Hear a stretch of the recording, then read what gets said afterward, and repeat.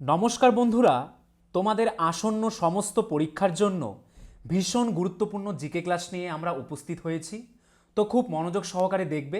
তো চলো আজকের ক্লাস শুরু করছি। আমাদের প্রথম প্রশ্ন কি রয়েছে? নিম্নোক্ত কোনটি কেন্দ্রীয় কর নয়? নিম্নোক্ত কোনটি কেন্দ্রীয় কর নয়, অর্থাৎ নিচের অপশনগুলির মধ্যে কোনটি কেন্দ্রীয় কর নয়? কি হবে অ্যান্সারটি? অ্যান্সারটি কিন্তু হয়ে যাবে অপশন সি, ভূমি রাজস্ব কর কেন্দ্রীয় কর নয়। এইবার আমরা কর রিলেটেড কিছু তথ্য দেখব। কি রয়েছে প্রথমে দেখো, জিএসটি মানে কি? জিএসটি বা পণ্য ও পরিষেবা কর পণ্য ও পরিষেবার সরবরাহের ওপর আরোপিত একটি পরোক্ষ কর। যে কর রাজ্য সরকার ধার্য করে বা সংগ্রহ করে। বিক্রয় কর এবং ভ্যাট, পেশাগত কর, মুদ্রাঙ্ক শুল্ক, লাক্সারি ট্যাক্স, বিনোদন কর, মোটরযান ট্যাক্স, রাজ্যে প্রবেশকারী যানবাহনের ওপর কর, যাত্রী পরিবহন এবং পণ্য ট্যাক্স, কৃষি আয়ের ওপর কর, জমি এবং ভবনের ওপর কর, ক্যাপিটেশন ট্যাক্স, খনিজ অধিকারের ওপর কর। তারপর কি রয়েছে দেখো, পরোক্ষ করের প্রকারগুলি হলো বিক্রয় কর, পরিষেবা কর, মূল্য সংযোজন পরিষেবা কর ইত্যাদি।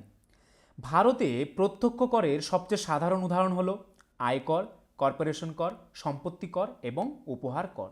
নেক্সট, কোন শিখগুরু শিখ ধর্মের পবিত্র ধর্মগ্রন্থ আদি গ্রন্থ সংকলন করেছিলেন? কোন শিখ গুরু শিখ ধর্মের পবিত্র ধর্মগ্রন্থ আদি গ্রন্থ সংকলন করেছিলেন? অ্যান্সারটি হয়ে যাবে অপশন বি, গুরু অর্জুন দেব শিখদের পবিত্র ধর্মগ্রন্থ আদি গ্রন্থ সংকলন করেছিলেন। আদি গ্রন্থ মানে প্রথম গ্রন্থ। এই বইটি শুরু অর্জুন দেবের পঞ্চম দল দ্বারা সংকলিত হয়েছিল। এটি শিখ গুরুদের প্রায় ৬,০০০ স্তোত্রের একটি সংগ্রহ। গুরু নানক শিখ ধর্মের প্রবর্তক ও প্রথম গুরু। তিনি বাবর, হুমায়ুন ও ইব্রাহিম লোদির সমসাময়িক।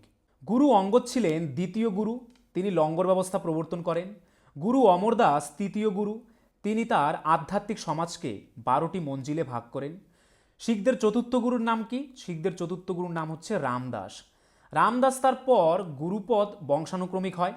পঞ্চম গুরু ছিল কি? অর্জুন সিং, তাকে সাচ্চা বাদশাহ বলা হতো। তাহলে কোন শিখ গুরুকে সাচ্চা বাদশাহ বলা হতো? অ্যান্সারটি হয়ে যাবে পঞ্চম শিখগুরু অর্জুন সিংকে সাচ্চা বাদশাহ বলা হতো। তিনি গুরুদ্বার ও সঙ্গত প্রতিষ্ঠা করেন। অর্জুন সিংকে জাহাঙ্গীর হত্যা করেন। ষষ্ঠ গুরু কে ছিলেন? গুরু হরগোবিন্দ, তিনি অকালত খত নির্মাণ করেন। পরবর্তী গুরু হরকিষণ বসন্ত রোগে মারা যান।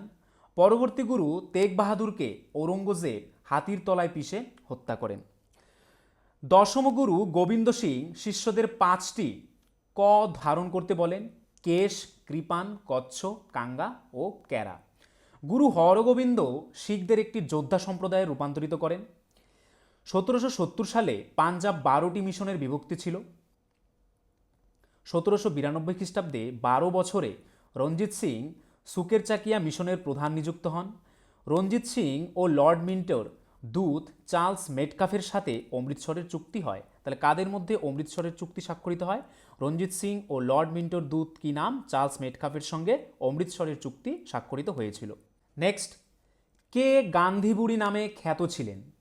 কে গান্ধীবুড়ি নামে পরিচিত বা কে গান্ধীবুড়ি নামে বিখ্যাত? অ্যান্সারটি কিন্তু হয়ে যাবে অপশন ডি, মাতঙ্গিনী হাজরা গান্ধীবুড়ি নামে পরিচিত ছিলেন।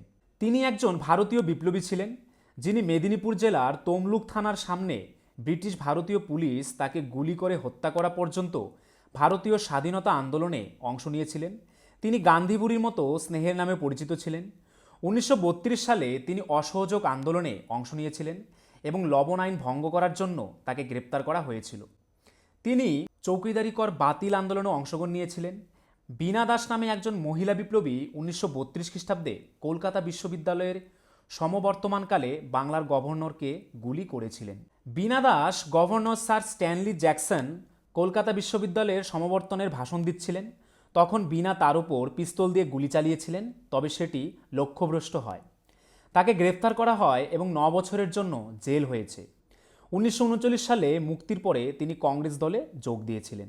১৯৪২ সালে তিনি ভারত ছাড়ো আন্দোলনে অংশ নিয়েছিলেন এবং ১৯৪২ থেকে ৪৫ সালে আবার কারাবরণ হন। ১৯৪৬ থেকে ৪৭ সাল পর্যন্ত তিনি বঙ্গ প্রাদেশিক আইনসভার সদস্য ছিলেন এবং ১৯৪৭ থেকে ৫১ সাল পর্যন্ত পশ্চিমবঙ্গ বিধানসভার সদস্য ছিলেন।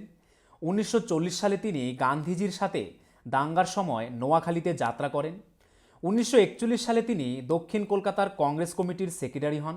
1960 সালে তার সামাজিক কাজের জন্য তিনি পদ্মশ্রী সম্মানে ভূষিত হয়েছিলেন। তারপর কে রয়েছে দেখো, প্রীতিলতা ওয়েদ্দার। প্রীতিলতা ওয়েদ্দার ছিলেন ভারতীয় উপমহাদেশের এক বাঙালি বিপ্লবী জাতীয়তাবাদী, যিনি ভারতীয় স্বাধীনতা আন্দোলনে প্রভাবশালী ব্যক্তিত্ব ছিলেন। চট্টগ্রাম ও ঢাকায় পড়াশোনা শেষ করার পরে তিনি কলকাতার বেথুন কলেজে পড়াশোনা করেন।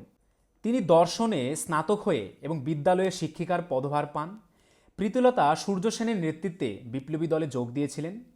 1932-এ পাহাড়তলি ইউরোপীয় ক্লাবে সশস্ত্র আক্রমণে 15 জন বিপ্লবীদের নেতৃত্ব দেওয়ার জন্য তিনি পরিচিত। এই সময় একজন মারা গিয়েছিল এবং 11 জন আহত হয়েছিল। বিপ্লবীরা ক্লাবটিকে আগুন ধরিয়ে দিয়েছিল এবং পরে ব্রিটিশ পুলিশের হাতে ধরা পড়ে। গ্রেফতার এড়ানোর জন্য প্রীতিলতা সায়ানাইড গ্রহণ করেছিলেন।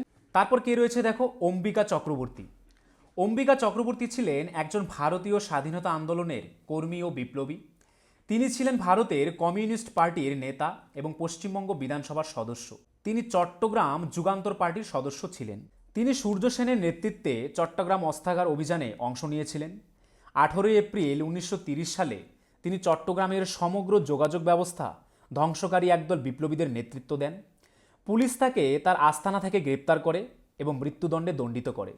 তবে পরে তার মৃত্যুদণ্ড পরিবর্তন করে পোর্ট ব্লেয়ারের সেলুলার কারাগারে যাবজ্জীবন কারাদণ্ডে দণ্ডিত করা হয়। তোমাদের আসন্ন ডাব্লিউবিপি, কেপি ক্লার্কশিপ, মিসলেনিয়াস পরীক্ষার জন্য লাস্ট মিনিট ব্রহ্মাস্ত্র সাজেশন পেতে ও 90% প্লাস হুবহু কমন পেতে হলে আমাদের স্ক্রিনে দেওয়া নাম্বারে তোমরা হোয়াটসঅ্যাপ করে নাও।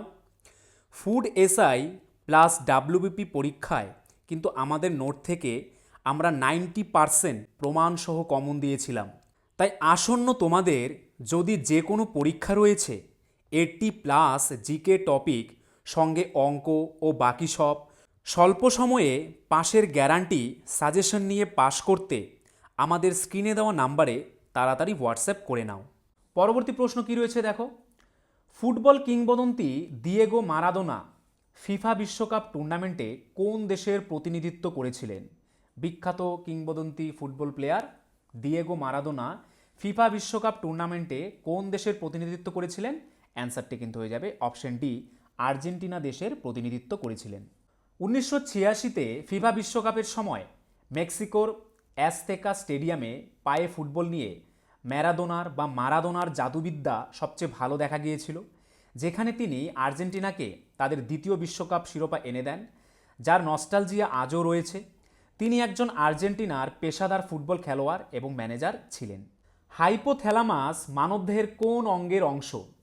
হাইপোথ্যালামাস মানবদেহের কোন অঙ্গের অংশ?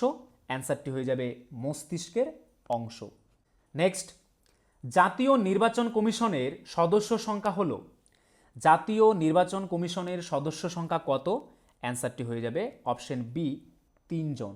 জাতীয় নির্বাচন কমিশনের সদস্য সংখ্যা 3 জন। ভারতে 3 জন নির্বাচন কমিশনার আছেন। ভারতের নির্বাচন কমিশন হলো ভারতের সংবিধান দ্বারা গঠিত একটি সাংবিধানিক সংস্থা। তারা ভারতের রাষ্ট্রপতি দ্বারা নিযুক্ত হন। তারা 6 বছরের জন্য নিযুক্ত হন বা 65 বছর বয়স পর্যন্ত, অর্থাৎ যেটি প্রথমে আসবে সেই সময় পর্যন্ত কাজ করতে পারেন। নেক্সট, জৈন ধর্মের কোন সম্প্রদায়ের লোকেরা কোনো বস্ত্র পরিধান করেন না? খুব ইম্পর্টেন্ট একটি প্রশ্ন। জৈন ধর্মের কোন সম্প্রদায়ের লোকেরা কোনো রকমের বস্ত্র পরিধান করেন না? অ্যান্সারটি কিন্তু হয়ে যাবে অপশন বি, দিগম্বর। জৈন ধর্মের দিগম্বর সম্প্রদায়ের লোকেরা কোনো বস্ত্র পরিধান করেন না। দিগম্বর ভারতীয় ধর্ম জৈন ধর্মের দুটি প্রধান সম্প্রদায়ের মধ্যে একটি, যাদের পুরুষ তপস্বীরা সমস্ত সম্পত্তি পরিহার করে এবং কোনো পোশাক পরিধান করে না। ঋষভদেবকে জৈন ধর্মের প্রথম প্রকৃত প্রতিষ্ঠাতা হিসেবে বিবেচনা করা হয়। তিনি জৈন ধর্মের প্রথম তীর্থঙ্কর এবং লক্ষ লক্ষ বছর আগে বেঁচেছিলেন বলেও বলা হয়। পার্শ্বনাথ ছিলেন জৈন ধর্মের 23তম তীর্থঙ্কর। মহাবীর জৈন ছিলেন জৈন ধর্মের 24তম তীর্থঙ্কর। অজিতনাথ ছিলেন জৈন ধর্মের 2য় তীর্থঙ্কর। বর্ধমান মহাবীর ছিলেন জৈন ঐতিহ্যের 24তম তীর্থঙ্কর। তিনি ক্ষত্রিয় পিতামাতা সিদ্ধার্থ এবং ত্রিশলার কাছে বৈশালীর নিকট কুণ্ডগ্রামে জন্মগ্রহণ করেছিলেন। বিম্বিসার ছিলেন বর্ধমান মহাবীরের সমসাময়িক। 30 বছর বয়সে তিনি তপস্বী হন এবং 12 বছর ঘোরাঘুরি করেন। তার তপস্যার 13তম বছরে তিনি কেভালা জ্ঞান নামে সর্বোচ্চ আধ্যাত্মিক জ্ঞান অর্জন করেছিলেন। নেক্সট, কোন নদীটির উৎপত্তি ভারতে হয়নি? নিম্নলিখিত নদীগুলির মধ্যে কোন নদীটির উৎপত্তি ভারতে হয়নি? অ্যান্সারটি কিন্তু হয়ে যাবে অপশন সি, ব্রহ্মপুত্র নদীর উৎপত্তি ভারতে হয়নি। এটি তিব্বতের বুরাং কাউন্টির হিমালয়ের উত্তর দিকে কৈলাস পর্বতের কাছে মানস সরোবর হ্রদ অঞ্চলে উৎপন্ন হয়, যেখানে এটি ইয়ারলুং সাংপো নদী নামে পরিচিত। ব্রহ্মপুত্র দক্ষিণ তিব্বতের পাশ দিয়ে প্রবাহিত হয়ে হিমালয়ের মধ্যে দিয়ে বড় গর্জে ইয়ারলুং সাংপো গ্র্যান্ড ক্যানিয়ন সহ ভেঙে অরুণাচল প্রদেশে চলে যায়। নেক্সট, ড্যাশ বায়ুতে শব্দের বেগ বেশি হয়, অর্থাৎ কোন প্রকার বায়ুতে শব্দের বেগ বেশি হয়? কি কি রয়েছে? শুষ্ক, আর্দ্র, শীতল, উষ্ণ। এদের মধ্যে কোন বায়ুতে শব্দের বেগ বেশি হয়? অ্যান্সারটি কিন্তু হয়ে যাবে অপশন বি, আর্দ্র বায়ুতে শব্দের গতিবেগ বেশি হয়। শব্দের বেগ শুষ্ক বায়ুর তুলনায় আর্দ্র বায়ুতে সর্বোচ্চ, কারণ জলীয় বাষ্পের উপস্থিতিতে বাতাসের ঘনত্ব দ্রুত কমে যায় এবং শব্দ আরও বেশি বেগে যেতে পারে। শব্দের বেগ বাতাসের ঘনত্বের সঙ্গে ব্যস্তানুপাতী। নেক্সট, তথ্যের অধিকার আইনটি কোন সালে কার্যকারী হয়? তথ্যের অধিকার আইনটি কোন সালে কার্যকারী হয়? অ্যান্সারটি হয়ে যাবে অপশন বি, 2005 সালে কার্যকারী হয়। তথ্যের অধিকার হল তথ্য অধিকার আইন 2005-এর অধীনে ভারতের প্রতিটি নাগরিককে প্রদত্ত একটি অধিকার এবং এটি 12ই অক্টোবর 2005 সালে কার্যকর হয়েছিল। নেক্সট, মানুষের জিভের কোন অংশে তেতো স্বাদ অনুভূত হয়? মানুষের জিভের কোন অংশে তেতো স্বাদ অনুভূত হয়? অ্যান্সারটি হয়ে যাবে অপশন ডি, পশ্চাৎ অংশে তেতো স্বাদ অনুভূত হয়।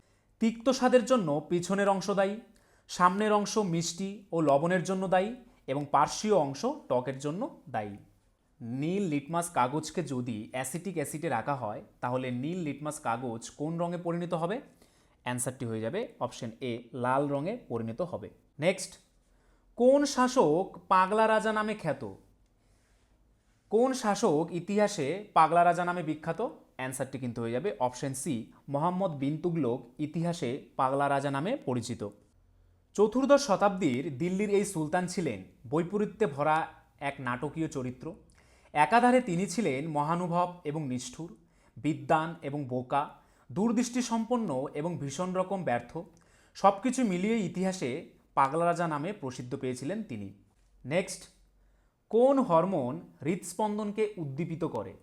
কোন হরমোন হৃদস্পন্দনকে উদ্দীপিত করে? অ্যান্সারটি হয়ে যাবে অপশন এ, থাইরক্সিন হরমোন হৃদস্পন্দনকে উদ্দীপিত করে। এইবার আমরা হরমোন রিলেটেড কিছু তথ্য দেখব। কি রয়েছে দেখো।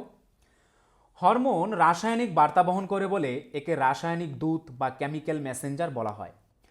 হরমোন যে সকল অন্তঃক্ষরা গ্রন্থি থেকে ক্ষরিত হয় সরাসরি রক্তে মেশে, যেমন পিটুইটারি, অ্যাড্রিনাল, থাইরয়েড। হরমোন যে সকল বহিঃক্ষরা গ্রন্থির ক্ষরণনালীর মাধ্যমে গ্রন্থির বাইরে নিঃসৃত হয়, যেমন কি যকৃৎ ও লালা গ্রন্থি। অনাল ও সনাল উভয় প্রকার বৈশিষ্ট্যের গঠিত মিশ্রগ্রন্থি, যেমন কি অগ্নাশয়, শুক্রাশয় ও ডিম্বাশয়। এগুলি কিন্তু মিশ্র গ্রন্থি। প্রাকৃতিক উদ্ভিদ হরমোন কি? অক্সিন, জিব্বারেলিন, কাইনিন ও সাইটোকাইনিন। কৃত্রিম উদ্ভিদ হরমোনগুলো কি?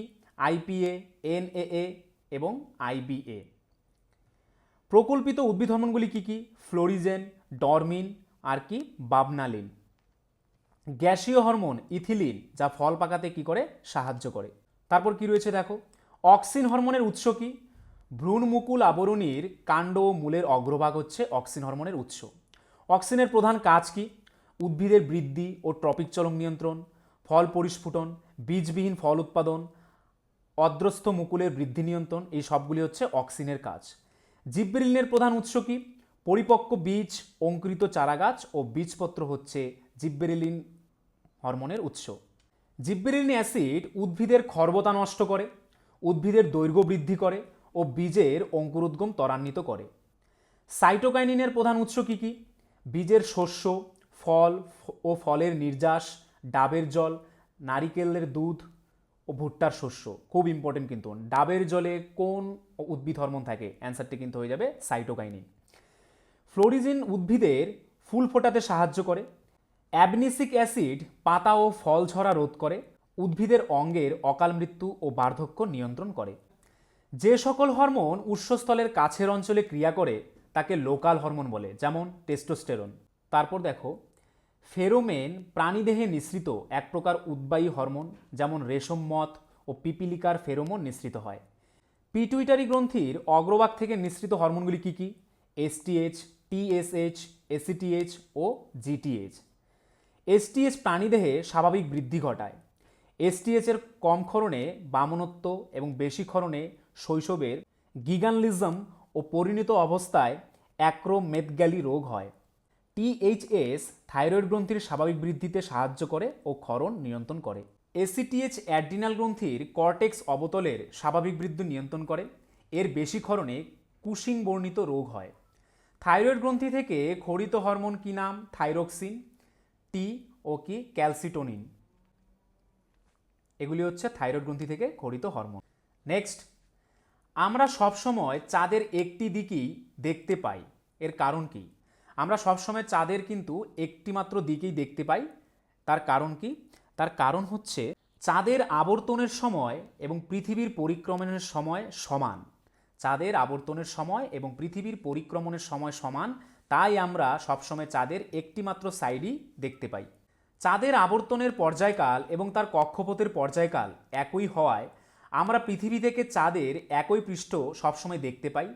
চাঁদ পৃথিবীকে প্রদক্ষিণ করতে 27 দিন 7 ঘন্টা 43 মিনিট 11 সেকেন্ড সময় নেয়, কিন্তু সমসাময়িক আবর্তনের ফলে পৃথিবীর পর্যবেক্ষকরা প্রায় 29.53 হিসেবে গণনা করে।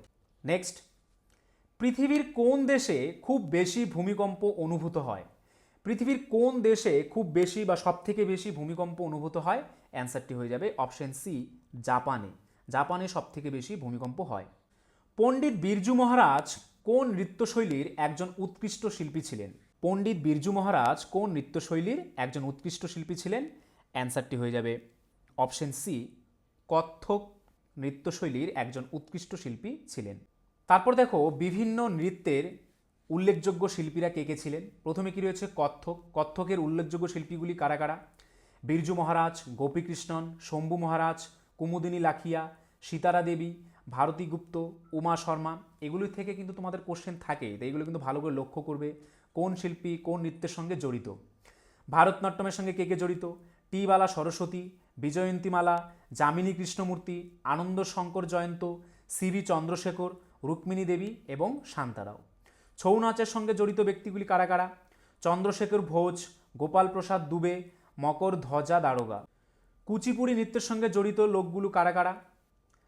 রাজা রেড্ডি, রাধা রেড্ডি, তীর্থনারায়ণ, লক্ষ্মীনারায়ণ শাস্ত্রী, চিন্তাকৃষ্ণ মুরলী এবং যামিনী কৃষ্ণমূর্তি। বিরজু মহারাজ কত্থকের একজন বিখ্যাত কী ছিলেন? নৃত্যশিল্পী ছিলেন। পরবর্তী প্রশ্ন, কোন গ্যাসকে লাফিং গ্যাস বলা হয়? কোন গ্যাসকে লাফিং গ্যাস বলা হয়? অ্যান্সারটি হয়ে যাবে অপশন এ, নাইট্রাস অক্সাইড গ্যাসকে লাফিং গ্যাস বলা হয়। লাফিং গ্যাস বা নাইট্রাস হলো একটি রাসায়নিক যৌগ যার সংকেত কি? N2O। এটি নাইট্রোজেনের একটি অক্সাইড। ঘরের তাপমাত্রায় এটি একটি বর্ণহীন, গন্ধহীন, অজ্বলনযোগ্য গ্যাস, খানিকটা মিষ্টি স্বাদযুক্ত। এটি তার অনুভূতিনাশক এবং বেদনানাশক প্রভাবের জন্য অস্ত্রোপচার এবং দন্ত চিকিৎসায় ব্যবহৃত হয়। নেক্সট, কোনটিকে হেরিং পন্ড বা হেরিং পুকুর বলা হয়? কোন মহাসাগরকে হেরিং পন্ড বা হেরিং পুকুর বলা হয়? অ্যান্সারটি হয়ে যাবে অপশন এ, আটলান্টিক মহাসাগরকে হেরিং পন্ড বা হেরিং পুকুর বলা হয়। তারপর কিছু কি পয়েন্টস লক্ষ্য করো কি রয়েছে। ভারতের জলবায়ুর প্রধান নিয়ন্ত্রককে? মৌসুমি বায়ু। ভারতে 67% থেকে 75% বৃষ্টিপাত মৌসুমি বায়ুর জলবায়ুর জন্যই হয়। আরবি শব্দ মৌসিম কথার অর্থ কি? ঋতু। ভারতের শীতকালে শীতল ও শুষ্ক উত্তর পূর্ব মৌসুমি বায়ুর প্রভাবে শীত পড়ে। ভারতে গ্রীষ্মকালে দক্ষিণ পশ্চিম মৌসুমি বায়ুর জন্য বৃষ্টিপাত ও গরম পড়ে। পশ্চিমবঙ্গ ও উড়িষ্যায় কালবৈশাখী হয়। কর্ণাটকে গ্রীষ্মকালীন বৃষ্টিকে কি বলা হয়? কফি বৃষ্টি বা চেরি ব্লজম বলা হয়। কর্ণাটকের গ্রীষ্মকালের বৃষ্টিকে কি বলা হয়? কফি বৃষ্টি বা চেরি ব্লজম। কর্ণাটক, অন্ধ্রপ্রদেশ ও তামিলনাড়ুতে গ্রীষ্মকালের বৃষ্টিপাতকে কি বলা হয়? আম্লবৃষ্টি বা অ্যাসিড বৃষ্টি বলা হয়। অসমে গ্রীষ্মকালের বৃষ্টিকে কি বলা হয়? বরদইছিলা। উত্তরপ্রদেশ, বিহার, পাঞ্জাব, রাজস্থান লু ঝড় বয় গ্রীষ্মকালে। রাজস্থানে গ্রীষ্মকালে যে বালুর ঝড় প্রবাহিত হয় তাকেই কি বলা হয়? লু। মৌসুমি বিস্ফোরণ গ্রীষ্মকালের শেষের দিকে হয়। ভারতে মৌসুমি বায়ু আসে কেরলে 1 জুন। অত্যাধিক বৃষ্টিপাতযুক্ত অঞ্চল পশ্চিমঘাট পর্বতের পশ্চিম ঢাল, পূর্ব হিমালয় ও মিজোরাম। তারপর দেখো ভারতের বৃষ্টির ছায়া অঞ্চলগুলি কি কি? মেঘালয়ের রাজধানী শিলং, পশ্চিমঘাট পর্বতের পূর্ব ঢাল বেঙ্গালুরু। ভারতের সর্বাপেক্ষা কম বৃষ্টিপাতযুক্ত অঞ্চল কোনটি? রাজস্থানের মরু অঞ্চল। ভারতে মৌসুমী বায়ুর প্রধান নিয়ন্ত্রক হিমালয়। বঙ্গোপসাগরের ঘূর্ণিঝড় নিম্নলিখিত মানচিত্র বিশ্লেষণ করা হয় স্যাটেলাইট ইমেজের সাহায্যে। রাত কনসাল। তারপর দেখো বছরে 2বার বৃষ্টিপাত হয় কোথায়? পাঞ্জাব, হরিয়ানা ও করমণ্ডল উপকূলে বছরে 2বার বৃষ্টিপাত হয়। ভারতবর্ষের নিরক্ষীয় প্রকৃতির জলবায়ু পরিলক্ষিত হয় কোথায়? আন্দামান ও নিকোবর দ্বীপপুঞ্জে। পশ্চিমবঙ্গের সর্বাধিক বৃষ্টিপাত কোথায় হয়? জলপাইগুড়িতে। আসল আশ্বিনের ঝড় হয় আশ্বিন কার্তিক মাসে বা শরৎকালে।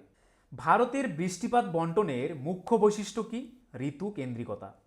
পাঞ্জাবে শীতকালে বৃষ্টিপাত হয় পশ্চিমী ঝঞ্ঝার কারণে।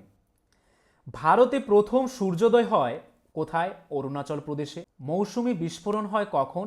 বর্ষাকালে। পশ্চিমবঙ্গে মালভূমি অঞ্চলের জলবায়ু কীরকম প্রকৃতির হয়? চরম ভাবাপন্ন প্রকৃতির হয়। উত্তর ভারতে উষ্ণতার পরিমাণ সর্বাধিক কখন হয়? মে মাসে। কোপেনের মতানুসারে ভারতকে 11টি জলবায়ু অঞ্চলে ভাগ করা হয়। কোপেনের মতানুসারে ভারতকে কয়টি জলবায়ু অঞ্চলে ভাগ করা হয়? অ্যান্সারটি হয়ে যাবে 11টি জলবায়ু অঞ্চলে। পরজীবী গোলকৃমি মানবদেহে কোথায় দেখা যায়? মানবদেহের কোথায় পরজীবী গোলকৃমি দেখা যায়? অ্যান্সারটি হয়ে যাবে অপশন ডি, বৃহদন্ত্রে পরজীবী গোলকৃমি দেখা যায়। কৃমি মানুষের শরীরে বসবাসরত একটি ক্ষতিকর পরজীবী। সাধারণত এরা মানুষের অন্ত্রে বাস করে, শরীর থেকে পুষ্টি গ্রহণ করে, বেঁচে থাকে এবং বংশ বৃদ্ধি করে। অনেক সময় কৃমি মানুষের যকৃৎ বা অন্য কোনো অঙ্গতেও আক্রমণ করতে পারে। নেক্সট, মিশ্র অর্থনীতির অর্থ হলো। মিশ্র অর্থনীতি বলতে কি বোঝো? অ্যান্সারটি হয়ে যাবে অপশন ডি, সরকারি ক্ষেত্র ও বেসরকারি ক্ষেত্রের সহাবস্থানকেই মিশ্র অর্থনীতি বলা হয়। নেক্সট, খর জলে কোন কোন ধাতু মিশ্রিত থাকে? খর জলে কোন কোন ধাতু মিশ্রিত থাকে? অ্যান্সারটি হয়ে যাবে অপশন সি, ক্যালসিয়াম, ম্যাগনেসিয়াম ও লোহা মিশ্রিত থাকে কোথায়? খর জলে। জলের ক্ষরতা 2 প্রকার, অস্থায়ী ক্ষরতা ও স্থায়ী ক্ষরতা। ম্যাগনেসিয়াম এবং ক্যালসিয়াম কার্বনেটের উপস্থিতির কারণে জলের অস্থায়ী ক্ষরতা ঘটে। জল ফোটালে জলের ক্ষরতা দূর হয়। যখন ম্যাগনেসিয়াম এবং ক্যালসিয়ামের লবণ জলে ক্লোরাইড এবং সালফাইড আকারে জলে থাকে। সোডিয়াম কার্বনেট ডেকাহাইড্রেট যা Na2CO3 এবং 10 অণু জল বা 10H2O জলের স্থায়ী ক্ষরতা দূর করতে ব্যবহৃত হয়। জলের স্থায়ী ক্ষরতা দূর করতে কি ব্যবহৃত হয়? Sodium carbonate decahydrate. Next, Muslim League কত সালে পৃথক পাকিস্তানের দাবি তোলে? মুসলিম লীগ কত সালে পৃথক পাকিস্তানের দাবি তোলে? অ্যান্সারটি হয়ে যাবে অপশন সি, 1940 সালে মুসলিম লীগ পৃথক পাকিস্তানের দাবি তোলে। মুসলিম লীগ ভারতীয় মুসলমানদের অধিকার রক্ষার জন্য 1906 সালে প্রতিষ্ঠিত হয়েছিল। এটি ব্রিটিশ ভারতের ঢাকায় প্রতিষ্ঠিত হয়েছিল। মুসলিম লীগের প্রথম সম্মেলন অমৃতসরে অনুষ্ঠিত হয়। কোথায় হয়? অমৃতসরে। আগা খান ছিলেন মুসলিম লীগের প্রথম সভাপতি। মোহাম্মদ আলী জিন্নাহ 1913 সালে এই লীগে যোগ দিয়েছিলেন। পরবর্তী প্রশ্ন, ভারতের রাষ্ট্রপতি কার পরামর্শে মেয়াদ শেষ হওয়ার আগে লোকসভা ভঙ্গ করতে পারেন? খুবই ইম্পর্টেন্ট একটি প্রশ্ন। ভারতের রাষ্ট্রপতি কার পরামর্শে মেয়াদ শেষ হওয়ার আগেই লোকসভা ভঙ্গ করতে পারেন? অ্যান্সারটি হয়ে যাবে অপশন ডি, প্রধানমন্ত্রীর পরামর্শে লোকসভা ভঙ্গ করতে পারেন। ভারতের রাষ্ট্রপতি প্রধানমন্ত্রীর পরামর্শে মেয়াদ শেষ হওয়ার আগেই লোকসভা ভেঙে দিতে পারেন। ভারতীয় সংবিধানের 74 নং ধারা অনুযায়ী রাষ্ট্রপতি প্রধানমন্ত্রী এবং তার মন্ত্রিপরিষদের পরামর্শ কি করেন? কাজ করবেন। নেক্সট, মহারাজা রঞ্জিত সিংহ পাঞ্জাবের যে মিশলের অধিপতি ছিলেন? মহারাজা রঞ্জিত সিংহ পাঞ্জাবের কোন মিশলের অধিপতি ছিলেন? অ্যান্সারটি হয়ে যাবে অপশন বি, সুকারচুকিয়া মিশলের অধিপতি ছিলেন। রঞ্জিত সিংয়ের বাবা মা হলেন মহান সিং সুকেরচকিয়া এবং রাজকৌর। মহান সিং সুকারচাকিয়া মিশল এস্টেটের প্রধান ছিলেন। মহারাজা রঞ্জিত সিং বিভিন্ন শিখ দলকে এক সমৃদ্ধ সাম্রাজ্যে একত্রিত করার জন্য পরিচিত। নেক্সট, বিশ্বের বৃহত্তম হিমবাহ কোনটি? বিশ্বের বৃহত্তম হিমবাহ কোনটি? অ্যান্সারটি হয়ে যাবে অপশন ডি, ল্যাম্বার্ট। ল্যাম্বার্ট হিমবাহ হচ্ছে বিশ্বের বৃহত্তম হিমবাহ। বিশ্বের বৃহত্তম হিমবাহ হল আন্টার্কটিকার ল্যাম্বার্ট ফিশার হিমবাহ। 400 কিলোমিটার বা 250 মাইল লম্বা এবং 100 কিলোমিটার বা 60 মাইল প্রশস্ত এই বরফ প্রবাহটি একা আন্টার্কটিক বরফ শীটের প্রায় 4% জলে ফেলে। অপরদিকে পৃথিবীর দীর্ঘতম হিমবাহের নাম কি? সিয়াচেন। তাই বৃহত্তম আর দীর্ঘতম দুটোর মধ্যে কিন্তু গোলাবে না। যেটি বৃহত্তম সেটি হচ্ছে ল্যাম্বার্ট, আর যেটি দীর্ঘতম সেটি হচ্ছে সিয়াচেন। পরবর্তী প্রশ্ন, বাস্তুতন্ত্রে শক্তি প্রবাহের মূল উৎস কি? বাস্তুতন্ত্রে শক্তি প্রবাহের মূল উৎস কি? অ্যান্সারটি হয়ে যাবে অপশন এ, সূর্য। সূর্য হচ্ছে বাস্তুতন্ত্রে শক্তি প্রবাহের মূল উৎস। শক্তি প্রবাহ সর্বদা একটি বাস্তুতন্ত্রের খাদ্য ওয়েব এবং খাদ্য শৃঙ্খল দ্বারা পরিচালিত হয়।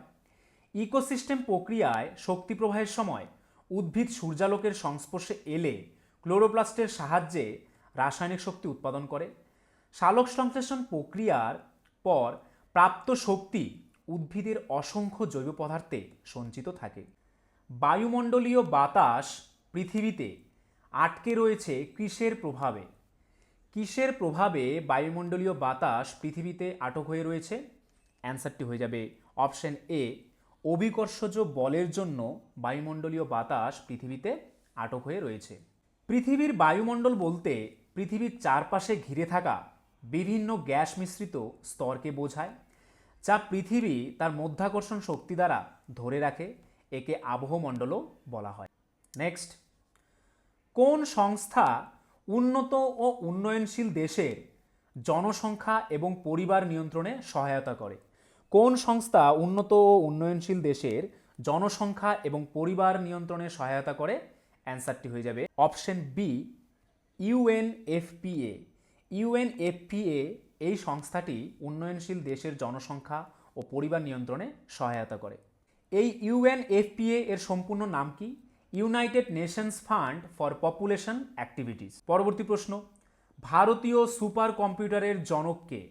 কাকে ভারতীয় সুপার কম্পিউটারের জনক বলা হয়?